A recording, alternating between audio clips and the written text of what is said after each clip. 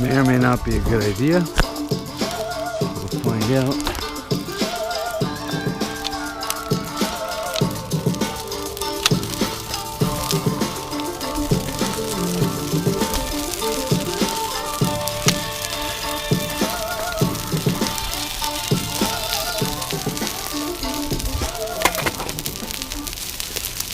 Let it burn, motherfucker. Burn, burn, burn. May the past disappear and move on. New things.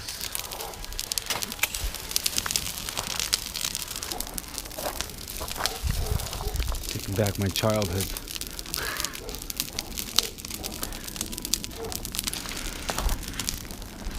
So this is the ugly ass killer plant that they planted all on these hillscapes when I was about 12. Took away all my childhood forts and just like adventuresome childhood.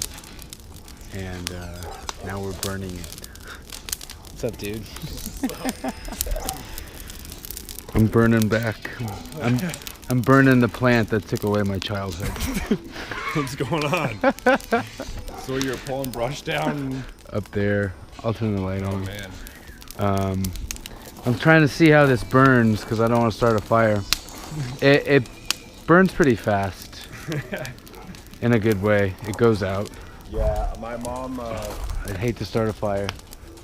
Up off Plum, our whole hill's like brushed, so they have to come through every year and like trim it down to keep like brush fires and like rattlesnakes and all that.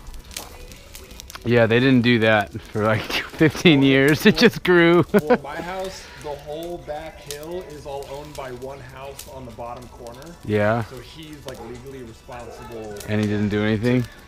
No, they would. So we wouldn't have to, like, grandma like can't stand it. And she said something that made me sick. And she said, no matter what, I've always respected that no matter what in your life, you've always worked. You've always had a job. And I hated that. Who said that to who? My grandma. To your sister? To you? To me last week. She doesn't care where I've worked. If you're happy. Hey, Yeah. You're working, so that's good. And that's just insanity to me. Like, why is that valuable to you? You don't care if it's fulfilling. You don't care if it's going towards something, some end goal. It's just you're conditioned, like a lot of people, that as long as you have, I don't know, as long as you're caught punching in somewhere, that somehow, like, you're a productive member of this machine. Yeah, dude. I mean, this is something I went through years ago, and like, it was a weird age to go through it, you know? Because like at age 20, 21, you kind of know everything anyway. So I had this exact mentality, and I was like, fuck everyone. And like, it threw me in just this really negative space for years and years, which I'm thankful for. But my mentality was really negative, like, fuck all of this and all the people that do it. When, like, the thing is everyone goes through it at some point. It's just a matter of what phase of life you're in. Because now me, like, I've designed a fucking career in life that's just getting better and better, so to speak, by their standards, off of not doing any of that. You know? Started a fucking, like, non-profit corporation. And like making videos, people want to work for me for free. When you first posted the Nepal stuff, that was a few years ago. When me and Evelyn went? Yeah, and I went to look that up last week before your show because I wanted to show this comedian that I'm friends with, and I typed in Perception Travel on YouTube, and there's like hundreds, like you had to scroll down. Yeah. I was like, holy shit! Like, where did all these Perception Travel videos? No, dude, I've been just consistent with it. Oh, and like, I didn't see. I saw your bro. I saw, dude. It was like the behind the scenes of my brother. Dude, You see those? It was like, dude, this was like back when I first saw it. I feel like it was the only video. Which one? The Nepal, the video that you did. It was like, I felt like that was the only Perception Travel video that I had found. Which Nepal video though? Because I've done so many.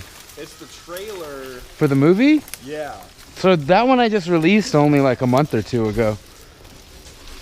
But it seems like now there's just so many videos on there. Yeah, there are, and it keeps going up. So it's its own website. I have my Saugus High School interns We're, yeah, I know. I don't know if this is a good idea.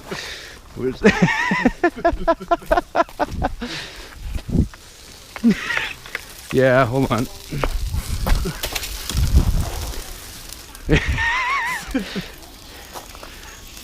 I mean, it just goes up and then it stops, you know, but Yeah.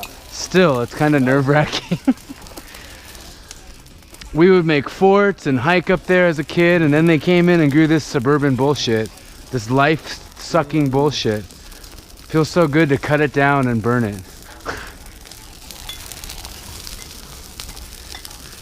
Yeah, dude, so at Saugus, the video ROP program, I have 4 interns that edit for me for free. Really? Yeah, dude, and they film for me like whatever the fuck I want. And they get credit for it. And the video teacher's on my board of directors. And we just finished 4 episodes, 24-minute TV episodes of permaculture and community stuff in Bali. And so like those are webisodes. Now it's going to be a pilot TV show to show what we do. Holy fuck.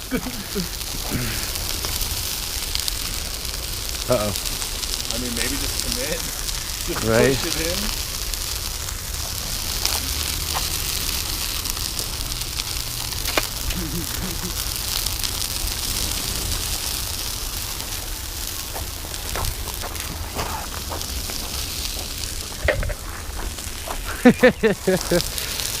Burn, motherfucker.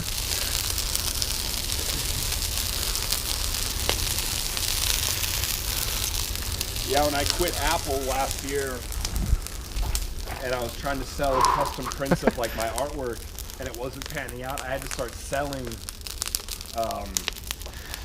equipment and it was like devastating. I had to sell my DSLR. Oh, for money? Yeah, to like make ends meet. And I'm finally at a point where I'm trying to start like getting stuff back.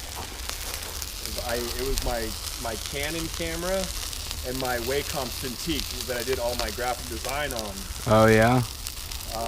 Oh, damn, is that why you stopped doing your little cartoons? Those were awesome. Dude, what? And I had to sell my audio interface and my condenser mic and everything. But at the time, it was like, I have to eat, and all this shit can be rebought in the future, so... Well, and it's kind of a spiritual, like, journey, too, to do that. Yeah. When It's I a told my buddy, I pilgrimage. was like, dude, I'm going to quit Apple today. He made some analogies about Batman, Dark Knight Rises, when he has to jump out of the pit without the rope. Dude, these... He's like, you have to jump like the child did without the rope. Okay. And it was like, rise. Like when he's trying to get out of that prison, that pit in the desert. Yeah. But he has that rope wrapped around him. And like he like clings onto the cliff.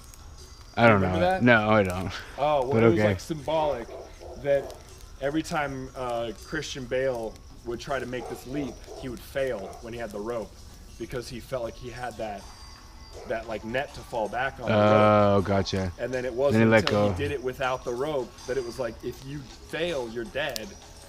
That was like symbolic, like, no, quit Apple and just run full speed. If you continually have Apple as your support system, then will you ever be committed To what you're that doing. lifestyle? And I was like, dude, I quit Apple off of a fucking Batman analogy. I think Joe Rogan talks a lot about that too, especially with comedians, the safety net. And the only way to really like achieve what you want is to get rid of the safety net. And it makes sense. It really does, but I don't know if I agree with it for everyone, and here's why.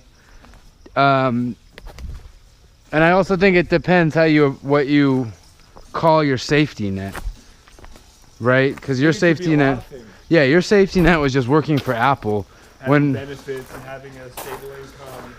Yeah, Working for a huge company. but still giving a lot of your time and energy to that. Miserable. Yeah, All right. I'm thinking about is getting back to my animation, my illustrations. Well, meanwhile, my safety net is like I had a family that was supportive of the shit I do. So when I was finished traveling, I had somewhere to come stay, right? And more or less cool with everything else, bills-wise, right? Not all the time. When I'm gone, I pay for everything, this and that. But like, my safety net is that. other travelers don't have a safety net where they just have to keep traveling and then you just keep figuring it out. Yeah. Which is cool too, and at times I've like made myself do that just because I didn't want to come back to this, right? But even so, I knew it was there the whole time. Just like, you know, you could go back to Apple the whole time. But just what I noticed was, okay, that's going on, so there's nothing I can do about that. There's really nothing I can do about the safety net being I'm white in a white world, you know? That's Yeah. just how it is. It's my socioeconomic status. So how can I use that to like work for me? Not only work for me, but like work for the world, right? If I got really good karma, if I was blessed with that shit in this fucking life, why not do something with it? So I meditated on that, did a bunch of mushrooms, and then like it came to me slowly but surely, and here we are. But point is that like the shit I'm doing wouldn't be what it is without like video editing skills and technology, which I only have because I come from this bubble of Santa Clarita. Right. So it's kind of like this catch-22, this total paradox that Yeah, the safety net's also the resource that gave Yeah. you the foundation to. it's like your greatest strength can also be your greatest weakness. Yeah. So you have to like. But you can't. We didn't control the background we came from. No, and I'm not saying feel guilty. I'm not saying anything. I'm just saying like. No, but in comedy, you catch a lot of heat for that too. Comedians. Well, fuck them. Comedians. A lot of comedians are starving. There's a guy, Dan Nolan, who's an up-and-coming comedian he's a regular now at the Comedy Store. But in the last 6 months, he was a heroin addict up until a year ago. He got sober. He was doing stand-up while sleeping on a park bench. Like that was the struggle. And comedians like eat that up. And so when I get on stage and a lot of comedians perceive me as like this tall, blonde, white guy that like da-da-da, and they don't respect you because they just assume, oh, you're privileged and da-da-da. And it's like, no, you can't, like white privilege is a topic that is almost impossible to successfully make jokes about if you're white. It's like a police officer trying to explain police brutality to you. To a black guy. Yeah, like no matter what a cop says when they say I'm one of the good ones, if you're talking to that audience, they're still like, no, you're still one of them. Yeah. And they hate you for it. Dude, I can't burn this whole fucking hillside. It'll take fucking months. I'm leaving on Monday. Where are you going? I'm stopping in Phoenix to see my brother. I'm taking a Greyhound there.